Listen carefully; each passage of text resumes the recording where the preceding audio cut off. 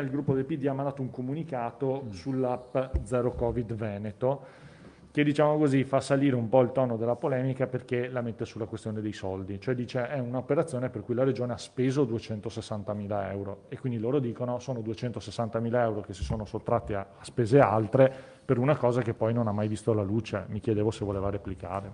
No.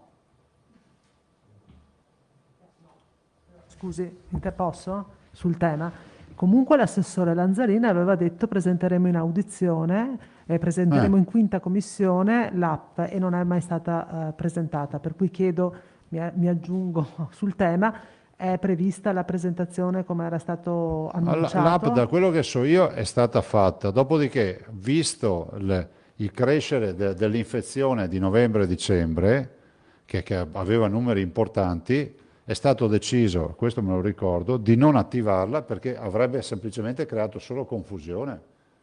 Perché con quei numeri, vi ricordo che viaggiavamo a 70.000 tamponi al giorno, capite che garantire dopo anche il contact tracing a tutti coloro che si iscrivono all'app era impossibile, non avevamo neanche fiato per respirare negli ospedali. Questa era la motivazione. Adesso vedremo di capire a che punto è, perché poi era seguito dall'ingegner Gubian che è andato a lavorare in Lombardia.